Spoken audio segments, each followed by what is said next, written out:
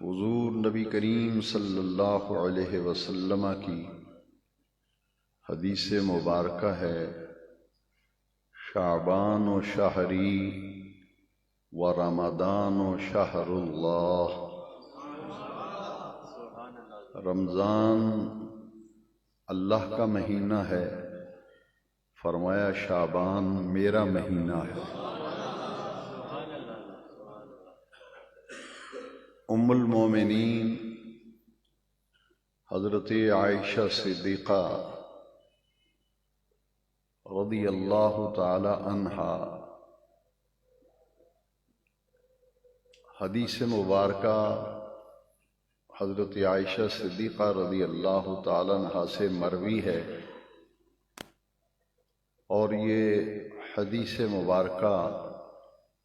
بخاری اور مسلم حدیث شریف کی دونوں کتابوں کے اندر یہ حدیث شریف موجود ہے۔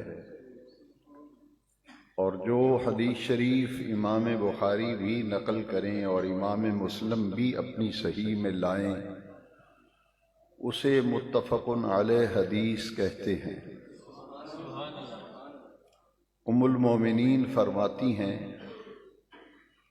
سال کے 12 مہینے ہیں، رمضان شریف کے علاوہ باقی 11 مہینوں میں نبی کریم صلی اللہ علیہ وسلم جس کثرت کے ساتھ روزے ماہ شعبان المعظم میں رکھا کرتے تھے، رمضان شریف کے علاوہ کسی مہینے میں اتنی کثرت سے حضور روزے نہیں رکھتے تھے۔ اس مبارک مہینے میں نبی کریم صلی اللہ علیہ وسلم کثرت سے روزے رکھا کرتے تھے۔ یہ متفق علیہ حدیث ہے جو امام بخاری نے بھی نقل کی اور امام مسلم نے بھی نقل کی۔ اس حدیث شریف سے معلوم یہ ہوا کہ شعبان المعظم کو باقی تمام مہینوں میں یہ انفرادیت اور خصوصیت حاصل ہے کہ اس ماہ مبارک میں نبی کریم علیہ السلام کثرت سے روزے رکھنے کا اہتمام فرمایا کرتے تھے۔ ام المومنین حضرت عائشہ صدیقہ ہی سے یہ حدیث مروی ہے کہ حضرت عائشہ صدیقہ نے حضور سے پوچھا کہ باقی مہینوں میں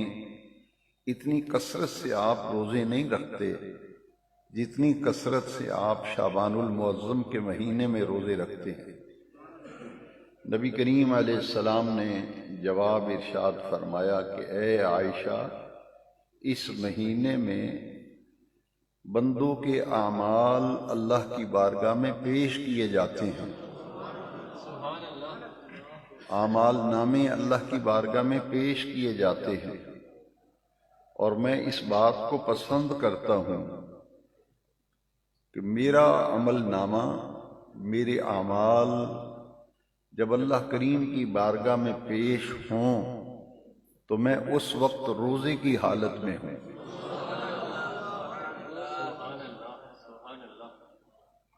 اور یہ رمضان شریف سے چونکہ متصل مہینہ ہے، یہ رمضان المبارک کی عظمتوں اور اس کی برکتوں سے بہرور ہونے کے لیے اس مہینے کو رمضان شریف کی تیاری کا مہینہ بھی بزرگان دین نے تصور کیا ہے کہ اس پورے مہینے میں ہمیں رمضان شریف کی برکتیں اور رحمتیں پانے کے لیے تیاری کرنی ہے۔